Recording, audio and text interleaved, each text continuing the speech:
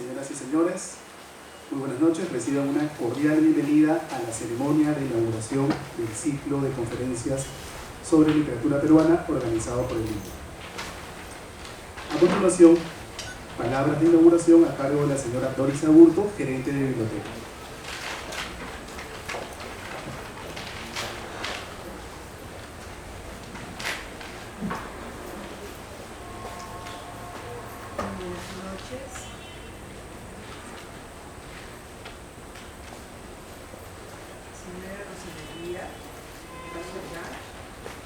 Vicepresidenta del directorio del Instituto Cultural Peruano Norteamericano, doctor Ricardo González Vigil, estimados invitados, señoras y señores, tengan ustedes muy buenas noches. Tengo el agrado de dirigirme a ustedes en nombre del Instituto Cultural Peruano Norteamericano para darles una cordial bienvenida a la inauguración de este ciclo de conferencias de literatura peruana. El objetivo primordial es brindar relevancia a nuestra literatura conformada por autores y autoras y la incidencia de sus estilos en el desarrollo de esta disciplina. El ICLA, como parte de su labor de proyección educativa y cultural, se suma a este ciclo de conferencias, las cuales han sido programadas durante los miércoles del presente mes. Para ello se disertará sobre Inca Garcilaso de la Vega, César Vallejo, José María Arguedas y Mario Badajoz. Se ha considerado estos cuatro exponentes que son pilares de nuestra literatura. Reconocemos que hay muchos escritores importantes, pero comenzaremos con ellos para hacer una revisión de su vida y de su obra. Quiero agradecer a todos ustedes por honrarnos esta noche con su presencia. Y aprovecho esta ocasión para reafirmar que nuestra institución seguirá organizando actividades de difusión y promoción de la cultura y promoción del libro. Sin más preámbulo, damos por inaugurado el presente evento y damos paso a nuestro ilustre invitado para el desarrollo de su conferencia. Muchas gracias.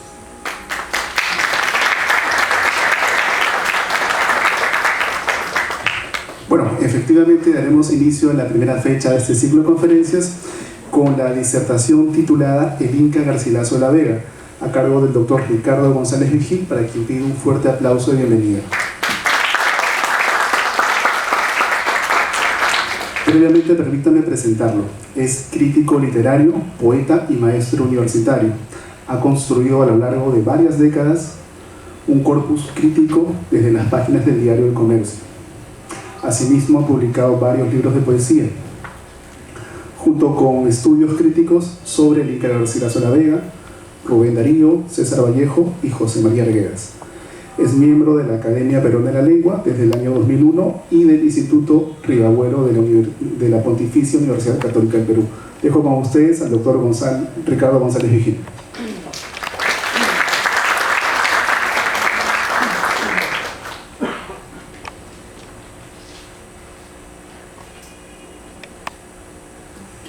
Aló, buenas noches a todos, de modo muy especial a Rosa María, a Doris Aburto y en general a las personas que hacen estas actividades culturales regularmente aquí en el Instituto Cultural Peruano Norteamericano. Ya en otras ocasiones he tenido el privilegio de hablar en esta entidad y les agradezco la confianza, ¿no?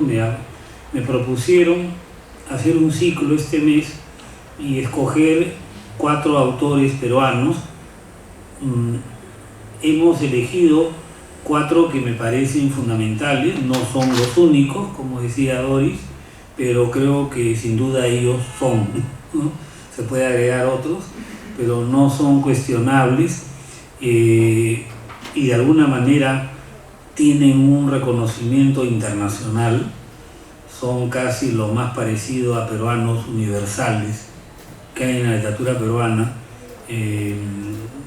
Han alcanzado traducciones, estudios, en el caso ya de Vargas Llosa incluso premios continuos, ¿no? Entonces están, me parece, en una selección que se podría enriquecer, pero en sí misma importante, ¿no? Hemos comenzado con el Inca Garcilaso de la Vega, no solo porque es el primer gran escritor de las letras peruanas y de alguna manera el primer gran clásico de América, produce América, todo el Nuevo Mundo, sino porque con mayor razón estamos en este año conmemorando 4 siglos, 400 años de la muerte del Inca, ¿no? Entonces eso le da todavía más oportunidad a hablar de él, ¿no? Recordarlo a él. El tema es muy complejo y voy a tratar de ser sintético, aprovechar el tiempo.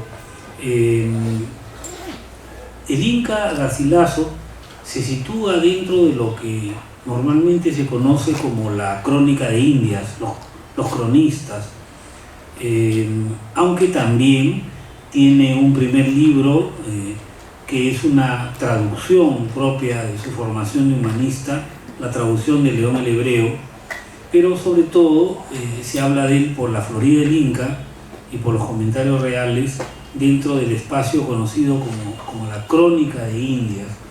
Ahora, esta expresión adapta un género de origen europeo, la crónica. Los cronistas tienen antecedentes clásicos y sobre todo en la Edad Media, en España fue muy, y sigue siendo, ahorita hay cronistas de cada ciudad en España, es una tradición que haya cronistas, pero se le agrega el apelativo de Indias porque cuando la costumbre europea de hacer crónicas se cumplió acá a raíz de los viajes de Cristóbal Colón, que es el primero que se lo considera el primer cronista, con las cartas que manda. Desde Cristóbal Colón en adelante, la necesidad de dar cuenta del llamado Nuevo Mundo o las Indias occidentales, después termina llamando América, hizo que bajo una nomenclatura ya existente, que es crónica, se la adaptara acá.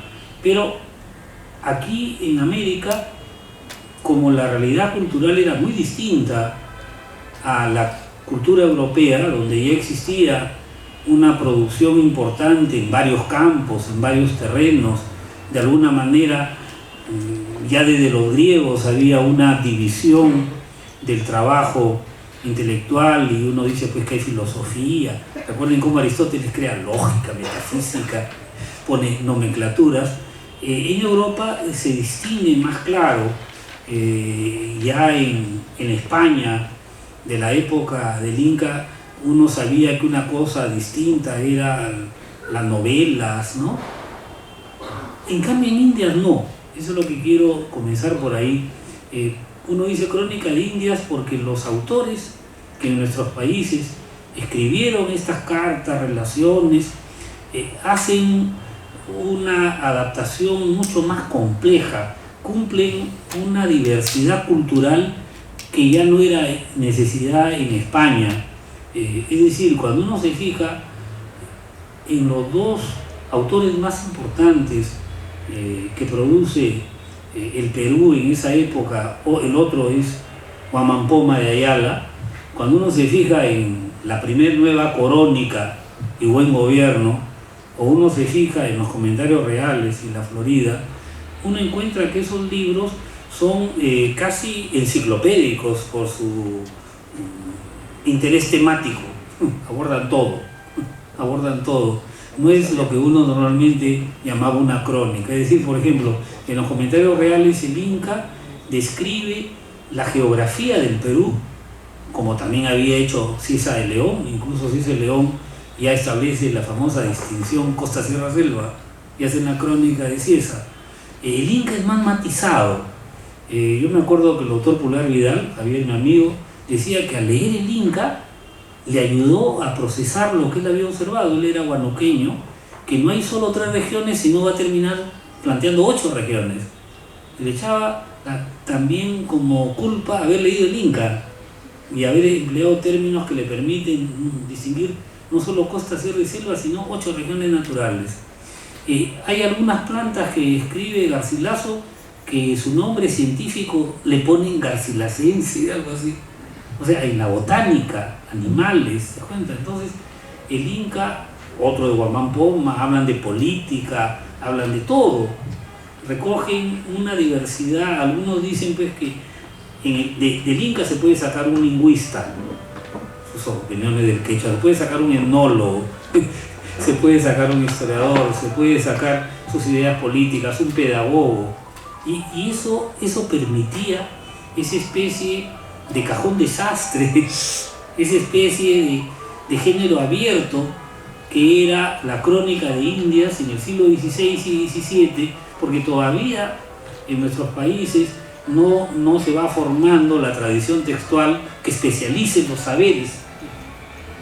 Ese tipo de producción era un saber integral. Comienzo por ahí, ¿no? O sea, Garcilaso puede ser una fuente para mil temas. Sin embargo, por razones de tiempo, como le digo, voy a concentrarme en dos virtudes del mundo de Garcilaso que es tan enorme. Es ver hasta dónde Garcilaso es un historiador y hasta dónde Garcilaso es un creador literario, ¿no? Y el otro lo dejo porque da para el tema un montón. El Inca Garcilaso es un historiador. O sea, yo creo que esa es una de las características más importantes de su libro. Es otras cosas también, pero fundamentalmente se propuso ser un historiador. No todos los cronistas son historiadores, ¿eh? Porque a veces se quedan en la carta puntual de un hecho muy simple, no tienen la visión a largo plazo que supone dar una visión histórica, ¿no?, que uno encuentra en la obra del Inca. El Inca había leído a los historiadores griegos o romanos, conocía a los historiadores del Renacimiento italiano como Guicciardini, era amigo de una serie de sabios de Córdoba, a los cuales frecuentaba, que manejan no solo en el sentido limitado, la crónica tiende a ser más limitada para un europeo, sino ya son historiadores. Él se plantea una visión histórica. El origen es bien interesante y ha sido muy contado ya por los estudiosos, por eso no me voy a extender. El Inca nació en 1539 y cuando tenía 20 años muere su padre, o sea, en 1559, y le deja una herencia para que él vaya a España y complete su educación. Su padre se había dado cuenta del talento de su hijo y veía pues que lo que había podido aprender era muy desarticulado, para decirlo de alguna manera, desde el punto de vista escolar, ¿no? Pero claro, el Inca aprendió mucho de observar y ver, y las guerras y las rebeliones. Como dicen ahora, el Inca tenía calle, pero el Inca no solamente tenía calle, tenía cordillera, tenía guerras, ¿no? O sea, vivió, escuchó la parentela materna que le hacía recordar la grandeza del Tahuantinsuyo, escuchó o sea, oyó mucho, pero tenía efectivamente una formación que dejaba mucho que desear desde el punto de vista escolar, ¿no?, desde el punto de vista formativo.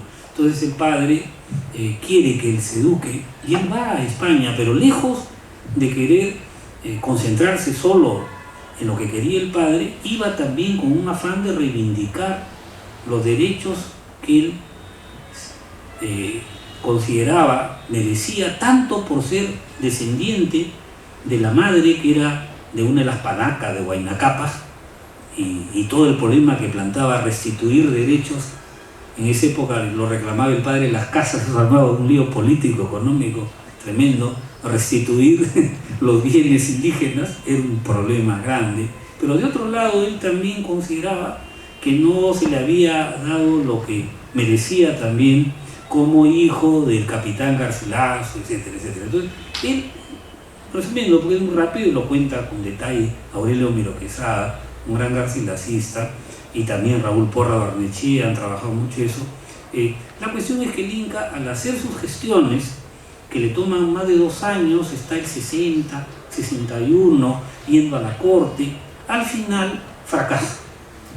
Y como ya han insistido esos garcilacistas, una cosa que le quedó es que cuando él reclamaba estos derechos, le citaban las crónicas del Palentino, la de Gómara, crónicas que al hablar de la rebelión de Gonzalo Pizarro presentaban a su padre como que había colaborado con la rebelión. En algunas presentaban que lo había salvado con su caballo de una batalla, entonces lo presentaban como traidor al rey.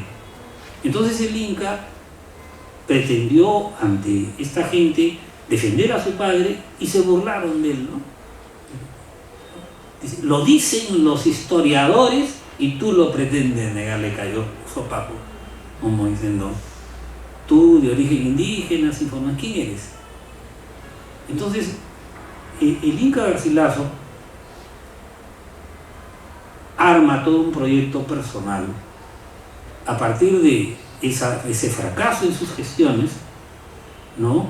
Contando con el apoyo de un tío, Alonso de Vargas, que se portó como una especie de padre espiritual y le permitió vivir en Montilla, en una casa preciosa, muy parecida a las casas del Cusco, que ahora es la biblioteca de Montilla, en la Casa Cultural de Montilla, donde vivió el Inca. Después, cuando muere el tío, le da una herencia que le permite ir a vivir en Córdoba. Le digo para preguntarle, ese tío se portó muy bien con él. Entonces, con ese apoyo, él primero se dedica a reivindicar al padre en las armas. Se hizo soldado del rey y alcanzó el grado de capitán, igual que su papá. Una vez que ya aprobó, ¿no? Que como diciendo, de tal hijo viene yo soy leal, viene el otro proyecto grande del Inca, que es dedicarse a refutar a los historiadores que circulaban y él ser un historiador más legítimo, más genuino, que cuente las cosas tal como son, ser historiador. ¿Correcto? No sé si he sido sintético, después se pregunta, para entender. Es difícil precisar la fecha exacta de esa decisión, pero la va madurando entre los 20 y tantos años y los 30 años, ¿no? Entonces hay un momento que él ha tomado la decisión de ser historiador. Bueno, aquí viene la necesidad de colocarse en el universo cultural de Garcilaso, ¿no?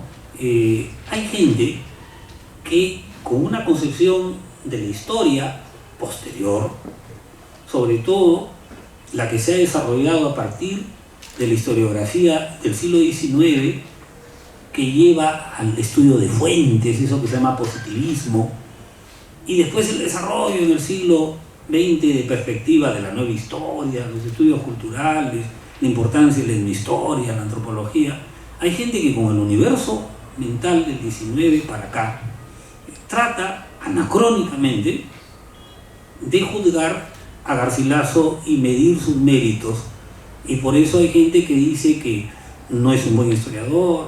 Incluso voy a tratar de no mencionar personas, ¿no? Gente muy famosa, muy respetable en su campo, han dicho que es un mentiroso. Bueno, ya, gente muy respetable, pero que al hablar del Inca resbalan. ¿Por qué?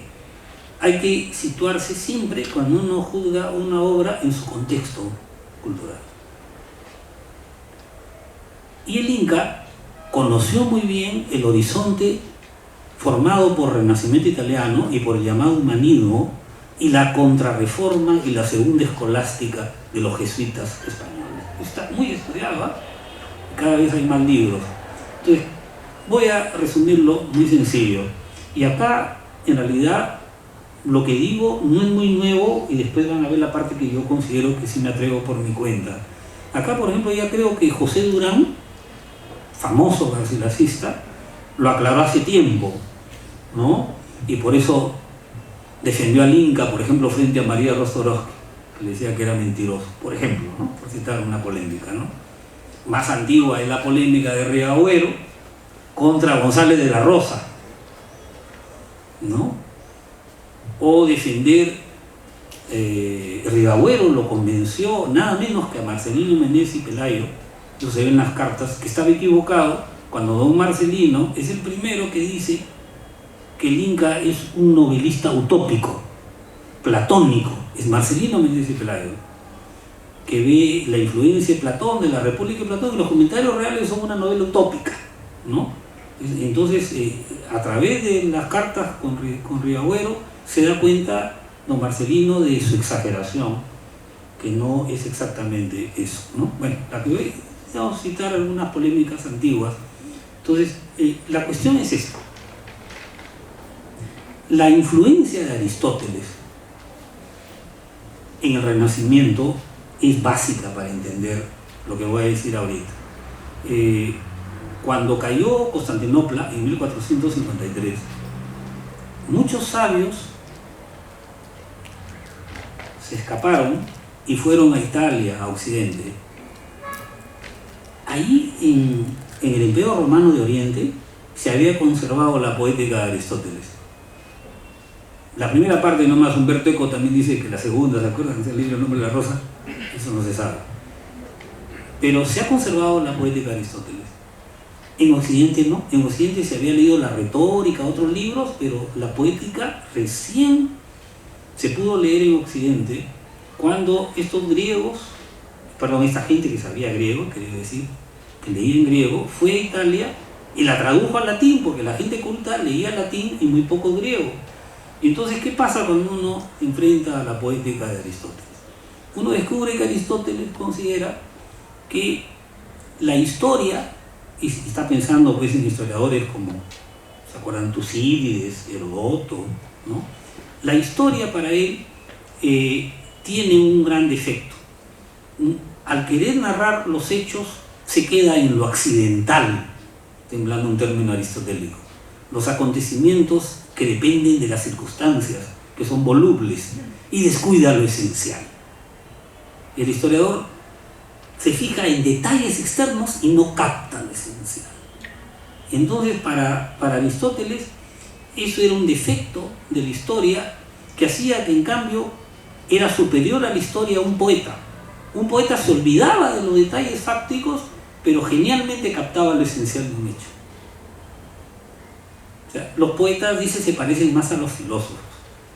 Los poetas logran, a través de la imagen, del poder de la ficción, Aristóteles ya había creado el término verosímil, ¿se acuerdan? Muchas cosas que se emplea ahora ya están en Aristóteles, la idea de que la literatura es fictiva y es verosímil, ¿no? Pero el poder, por ejemplo, de los poemas homéricos o de una tragedia griega era captar lo esencial, cambiar los hechos fácticos, detalles.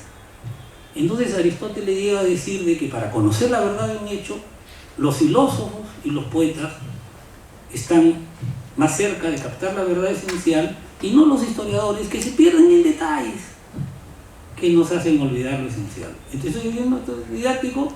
Entonces, ¿qué pasó? ¿Cuál es la respuesta? Porque la poética de Aristóteles se tradujo y generó un boom de poéticas. La cantidad de poéticas que se escriben en la segunda mitad del 16 y todo el 17. Nunca se han escrito más poéticas, ¿eh? En Italia, en España, en todos lados. Una de las discusiones lleva a la solución siguiente, que es la que aprende el Inca. La solución sería que un historiador tenga formación filosófica y tenga calidad poética. ¿Captan? Como dice Durán, lograr un híbrido, un historiador filósofo, un historiador poeta. O sea, documentarse de los detalles, que en lenguaje aristotélico sería lo accidental, las circunstancias, pero tener una preparación, ahora uno diría tener una filosofía de la historia, por ejemplo, como tiene Jorge Basadre. Creo que es el único historiador del siglo XX peruano que puede competir con el Inca en eso. Pues, ni porras, ¿eh? Basadre te da toda su documentación de su historia y la filosofía, todo lo que ha leído. Hay una filosofía de la historia detrás de Basadre, por decir el que lo ha logrado, me parece, en el Perú, de modo más pleno, ¿no? Hacer un gran acopio de datos históricos, pero guiado por una filosofía de la historia, encima, por una capacidad de interpretar. ¿Se acuerdan? La promesa de la vida peruana, es todo un gran ensayista, no es solo un acumulador de datos, Basadre es un ideal. Claro, le falta escribir con la belleza del Inca. En eso Porras le gana, Porras escribe mejor, es más hermoso, pero nunca cuajó en un sistema completo como Basadre, ¿no? Porras se multiplicó, fue más maestro de gente, se dedicó a varias cosas, van a echarle la culpa a Porras, ¿no? Es un montón. Pero Porras nunca sistematizó una historia, ni una filosofía de historia como Basadre, pero escribía precioso, ¿no? Pero además es mucho más elegante y bello de estilo. Basadre es más funcional. Pero lo que voy, para hacer la comparación, puede ser didáctico pensar. Entonces, el Inca se forma en una época en la cual los historiadores, Guicciardini es el modelo, Francesco Guicciardini. Otro historiador, a veces se olvidan, es Maquiavelo, que hace la historia de Florencia, humanistas. Caramba, prosistas, ¿no? Tirso de Molina escribe la historia de la Orden de la Merced, es decir, no cualquiera. Es decir, grandes escritores han hecho obras de historia en esos tiempos, ¿ya? Entonces era tener una formación filosófica y tener un dominio del idioma y de los recursos literarios, ¿no? Eso explica la manera tan prolongada y dilatada con la cual Garcilaso se preparó para ser historiador, ¿no? En un país como el Perú, que la gente es muy improvisada, o que tenemos la mala suerte de que mueren muy jóvenes los que parecen prometer más, ¿no? Te da cólera en cada generación. Entonces Javier Heró muere de 21 años, Valdelomar muere de 31, Mariátegui muere de 35, por Dios, qué tal tragedia, ¿no? El mismo Vallejo, va a ver, de 46, ¿cuánto baboso sigue escribiendo hasta los 80 años? Y Vallejo se muere de 46, por Dios, 10 añitos más, cuántos poemas geniales, ¿no? Da cólera, tenemos mala suerte, varios de los más grandes se nos van antes de los 50. En mi generación, por ejemplo, Flores de Galindo murió de 40 años. Es un desperdicio, ¿no? Uno ve una cosa así, terrible. Mire, el Inca vive hasta los 77 años, y en su época sonaba eso como 90 ahora, ¿ya? Y comenzó a prepararse cerca de los 30, y cuando publica su primer libro es en 1590.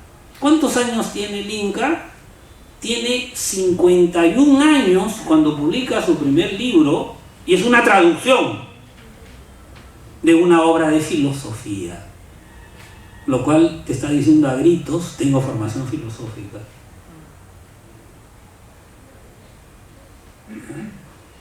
Y ha dominado el español. Todo el mundo dice que es la mejor traducción que se ha hecho León el Hebreo, que es un modelo de prosa, y es un señor. O sea, ningún otro cronista, no solo peruano, tampoco de otras partes de América, es un maestro del empleo del español, como ya es el Inca, de esa traducción. Y ya demuestra un horizonte filosófico, está probando las dos cosas, ¿no? Pero como tanteando, comienza con una obra de otro, y después él había ido acumulando el material de la que va a dar la historia de la Florida. Entonces probó sus armas primero con un tema para él menos difícil, que es contar la expedición de Hernando de Soto, y entonces la saca en 1605. Calculen, miren, no es ningún muchacho cuando publica La Florida del Inca, el mismo año que sale la primera parte del Quijote, 1605, ¿ya? Y bueno, pero ya tenía muy avanzado los comentarios reales, porque él va trabajando lentamente, y cuando ya saca la primera parte de los comentarios reales en 1609, y poco tiempo antes de morir ha acabado los comentarios reales, la segunda parte, que se publica muerto él, en 1617. Es espeluznante el parecido con Cervantes, ¿eh? Que también comienza a producir después de los 50, lo más importante, y que murieron casi el mismo día, ¿no? Y que dejó el Persiles, que se publicó póstumo, ¿no? Entonces, a mí siempre me ha producido Cervantes también, que la vida lo cacheteó, preso, cautivo, le pasó de todo, le negaron sus derechos, que no sé qué, se formó también de una manera más autodidacta, ¿no? Y fue el más grande genio del idioma, ¿no? Pero lo que voy es que en el Inca hay toda una lenta preparación. Hay un elemento en la formación clásica grecolatina que lamentablemente cada vez más se ha perdido, ¿no? Que es que uno debe no solo conocer los clásicos, prepararse, sino uno debe ir proponerse obras cada vez más complejas y más universales en su ambición, ¿no? Eso te enseñaba la retórica clásica. El modelo era Virgilio, ¿no? Se llama la rueda de Virgilio, la enseñanza en la época del Inca. O sea, Virgilio comenzó escribiendo unos poemas de pastores enamorados, que son las bucólicas. Se demoró 4 años en escribir 20 y tantas páginas, perfectas, 10 églogas. Para la formación clásica el tema del amor es algo individual, privado, no tiene tanta significación social, o sea, no, antes de la importancia que le da la sociedad burguesa al amor y el romanticismo sobre todo, es un tema. Piensa que cuando te hablan de los clásicos griegos, después de hablar de Homero, ¿verdad? ¿No? También hubo Safo, ¿no? ¿Te acuerdas? De taquito, ya no hay ni tiempo de hablar, pero primero las epopeyas, después la tragedia, ¿verdad? También había poemas de amor, ¿no? Digo, para que entiendan cómo es la formación antigua. Entonces, era más sencillo, más fácil de manejar. Además, como dice Rilke, al joven poeta le recomienda hablar de lo que conoces, tus amores, los que tienes, no te metas con los grandes temas. Entonces comienzas con un tema, y así comenzó Virgilio. Es sintomático que el Inca comienza con diálogos de amor. Bien sintomático, ¿no? Después de su libro, Virgilio se mete con las geórgicas. 8 años ahora, ¿no? Linda, verso a verso. Para muchos es el mejor libro de Virgilio porque lo acabó. Para el que sabe el latín es perfecto. Las geórgicas, durante 8 años. ¿De qué tamaño eran las geórgicas? 70 páginas, 8 años. Y en las geórgicas invita al romano que ya conquistó todo a que se dedique a las artes productivas de la paz. Y por eso le enseña cómo es la flora, la fauna, a cultivar, ¿no? Le recomienda cómo son las abejas, todo, ¿no? Algo así hay en la Florida del Inca, ¿no? De tiempo les cuento. Y después viene el gran poema, la Eneida, ¿no? Que celebra la misión de Roma. El Cusco, otra Roma. Miren la lógica. Vas ampliando, el Inca va a pasar a la Florida, de la Florida a los comentarios. Una Eneida, ¿me entiendes? Un tema grande, épico y trágico, el Perú. Ese es el único autor que yo conozco en el siglo XX que sigue eso totalmente, es quizá el más grande escritor del siglo, ¿no? Que es James Joyce. Cada vez más. Primero hizo una poemita de amor también, ¿no? Cuentos, retrato del artista adolescente, Ulises, Fine Gathway, no lo paras. Ya el Ulises le tomó 7 años, el Fine Gathway 20, ¿no? O sea, tú ves el tipo, bueno, Joyce tenía una formación aristotélico-tomista muy cerrada. Entonces, pero a veces no medimos en la educación antigua, ¿no? Probar un dominio, probar otro. Yo creo que en eso Garcilaso es excepcional, ¿no? El otro ejemplo peruano no sería prosista, eran los negros, trilces, poemas humanos, España, paternistecales. Es lo que es Vallejo cuando hablamos de Vallejo. El canto épico trágico que es España, lo ha logrado en la poesía, ¿no? Vallejo. Eso de alguna manera Arguedas, pero no es tan claro. A ver, él va diciendo cómo se va ampliando su mundo, desde la aldea hasta toda la sangre. Es que cuando tienes una formación, te vas poniendo, ¿no? En Vargas Llosa no hay eso. Desde un comienzo soñó con la novela total, después más bien se ha puesto con la novela más parcial. Fue muy precoz en hacer grande el mundo, ¿no? Vargas Llosa ya llegó muy rápido a la Casa Verde, muy rápido a comparación a la Catedral, ¿no? La novela total, te das cuenta, por eso no se ve. En Arguedas hay una cosa más así de ir, en Vallejo es más claro, pero en la formación clásica eso es fundamental. Te vas concentrando, no te apuras, ¿no? Virgilio quiso que quemaran la Eneida porque calculaba que le faltaban 7 años para corregirla. Es increíble, ¿no? Bueno, Dante es lo mismo, no sé si han visto Dante, los poemas, la Vita Nuova, la comedia. Y entre la Vita Nuova y la comedia, su teoría política, su teoría en la lengua, toda su obra, y culmina en el más grande poema probablemente que existe, que es la comedia, ¿no? Es una comedia de Dante. Entonces, eso le digo porque eso uno no mide que el Inca escribe así, y ahí no se parece a César León, no se parece a Guamán Pombo, a ningún otro. Está viendo una persona con formación clásica, humanística, muy claro, ¿no?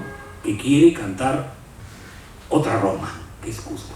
Es bonito también cuando menciona México, dice, México también fue otra Roma, ¿no? 2 Romas hubo acá. Entonces, bueno, entonces en el Inca hay una formación muy clara. José Durán hizo notar, por ejemplo, como don Marcelino había dicho que la primera parte de los comentarios reales, al idealizar el imperio incaico, el Tahuantinsuyo, había creado una utopía. Durán, y yo lo he matizado, pero Durán dijo algo genial, ¿no? Durán se dio cuenta que la segunda parte de los comentarios, la que se publica Muerto el Inca con un título inadecuado de Historia General del Perú, en realidad la segunda parte de los comentarios reales, el Inca hay un momento que lo dice, y para que todo sea tragedia, voy a contar la muerte. A ver, ¿qué se ha dado cuenta Durán? Cada una de las 8 partes o 8 libros de la segunda parte de los comentarios, cada uno de los 8 termina con una muerte. La muerte de Atahualpa, la muerte de Francisco Pizarro, la muerte de este, ¿no? Hasta la muerte del último Inca, que es Tupac Amaru, ¿no? Que no es Atahualpa, el último Inca de Vilcabamba.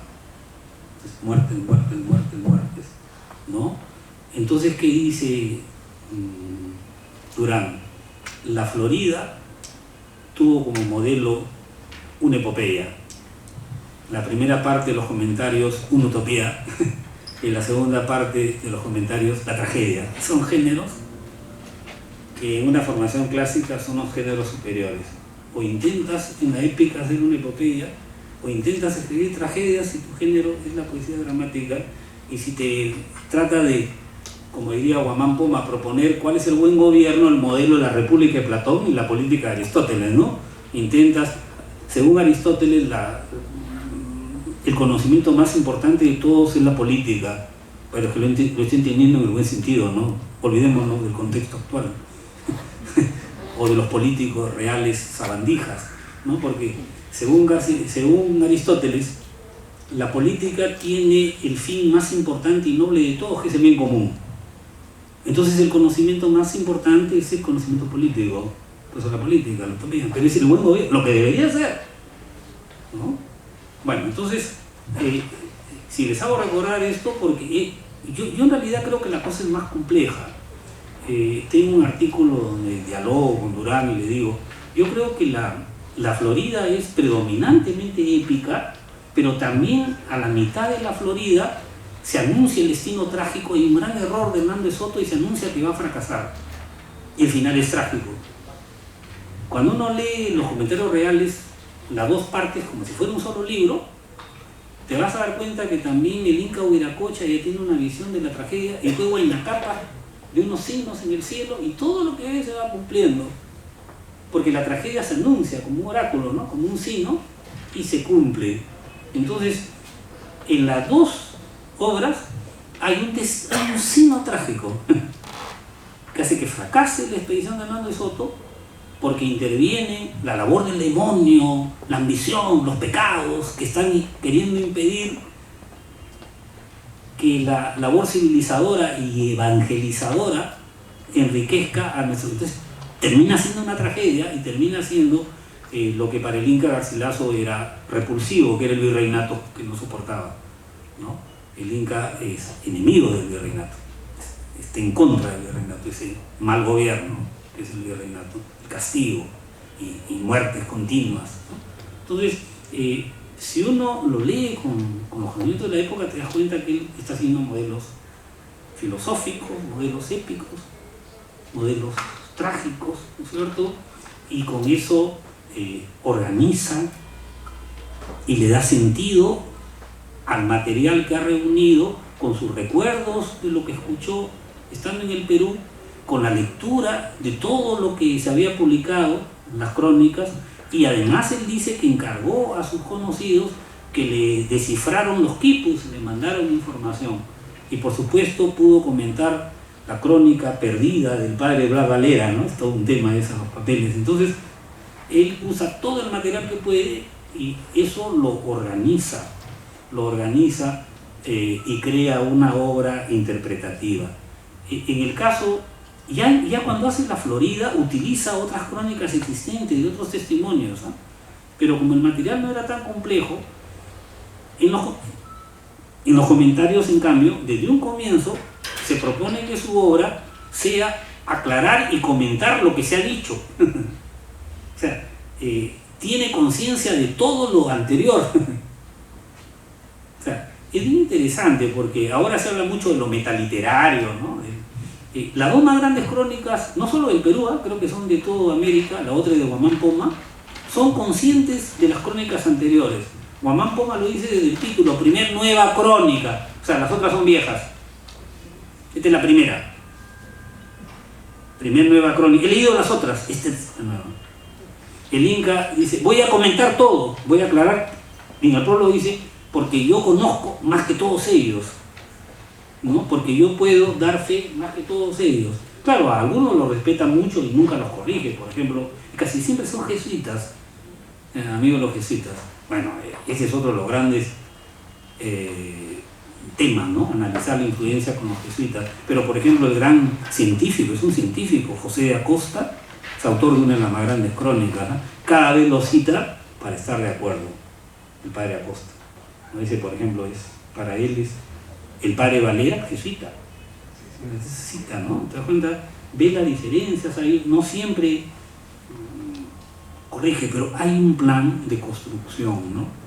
Incluso hay estudiosos ya más actuales, posteriores a Durán, que han visto que esa conciencia de escribir con lo escrito y existente es genialmente novedoso, ¿no?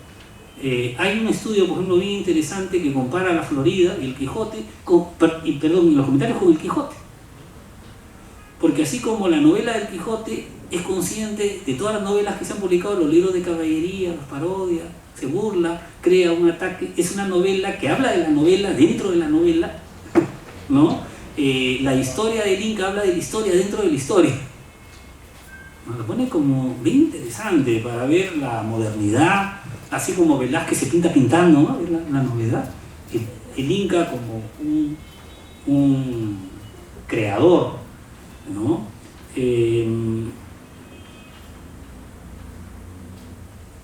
Ahora se disminuye al Inca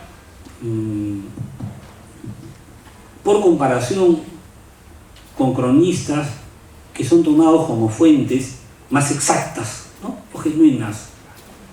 Se prefiere, por ejemplo, a Guamán Poma, por decirlo. Pero hay una cosa que se olvida. Tito Cusi Yupanqui, ¿no? Juan de Santa Cruz Pachacuti, la crónica completa de Padre Murúa, o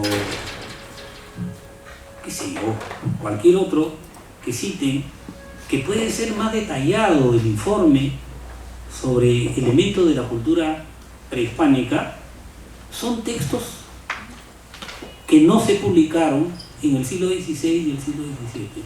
¿Qué es lo que estoy queriendo decir? No solo que el Inca no los pudo conocer, no lo leyó, sino que han sido eruditos que han comenzado a publicarlos desde fines del siglo XIX. La crónica de Oman Poma recién se encontró en el siglo XX y se hubiera perdido. O sea, y por ejemplo la de Padre Valera nunca se ha encontrado, ¿no? Entonces, ¿a qué voy? El Inca, como ya lo dijo Porras, tuvo la suficiente habilidad para crear un discurso que pasara la censura. ¿Ustedes creen que se iba a publicar Oman Poma? No solo porque es casi difícil de que un castizo entienda esa jerga bárbara, como dijeron cuando se dio a conocer un español diglósico, multiglósico. No solo porque Juan de Santa Cruz Pachacuti no es un prosista elegante, sino porque es tan directo el ataque a la conquista o al virreinato, y tan claro su apartamiento de la religión cristiana, etcétera, que no sale, pues, no sé si me entienden. O sea, y yo les digo, yo creo que ninguna crónica se publicó en esa época más llena de elementos andinos que la del Inca. Supo pasar el filtro, ¿no? Es injusto reclamarle algo que no hubiera sido publicado. No sé si me entienden. Es bien fácil hablar ahora. Ahora, yo creo que el estudio que se está haciendo en los últimos 30 años está permitiendo cada vez más descubrir, somos varios, que el Inca es mucho más andino, como ya lo dijo José Carlos Mariátegui, siempre tan intuitivo, cuando hace 100 años José de Larrigagüero hizo un famoso elogio del Inca, que es clave en el desarrollo del garcilacismo mucho tiempo. Él elogió en el Inca la síntesis mestiza entre la herencia materna, indígena, ¿no? Y de otro lado la herencia paterna española. Entonces, ese símbolo del mestizaje, el primer peruano, el mestizo, ese es famoso el elogio de Rigagüero, que crea una especie de visión armoniosa con el escudo del Inca, ¿no? Me hago propaganda, acaba de salir una antología que he hecho del Inca, ¿no? Con comentarios, todos los textos están comentados, de Penguin Random House, ¿no? Se ha salido este año con el homenaje. Entonces, frente a esa visión, como el escudo del Inca, mitad, donde todo parece lindo, tan armonioso, y crea el Inca como el paradigma del mestizo, ¿no? Que llama a la concordia. Mariátegui decía, es más inca que español. Tiene razón, ¿eh? Claro, no hay que llegar a la exageración del joven Valcárcel, que hace una lectura como si fuera solo inca. Oye, si fuera solo inca se hubiera llamado Inca Cusihualpa. Hasta en su denominación que él puso, conservó Garcilaso, ¿no? O sea, si hubiera querido ser solo indígena, Inca Cusihualpa.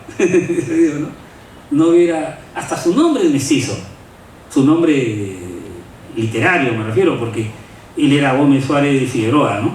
Pero cuando publica se autotitula Inca Garcilaso de la Vega, que incluso es famoso el pasaje donde se proclama orgulloso, a boca llena, mestizo, ¿no? Solo hay un pasaje en el cual ese Inca se proclama mestizo. Es que en esa época la palabra era muy infamante. Sonaba como cuando uno habla de los animales, chusco, cruzadito, pues. Te vas a la veterinaria, tu perrito, ¿de qué raza es? Cruzado. Es decir, no tiene pedigrí. Es como animal. Se sentía el término no solo biológico, no zoológico.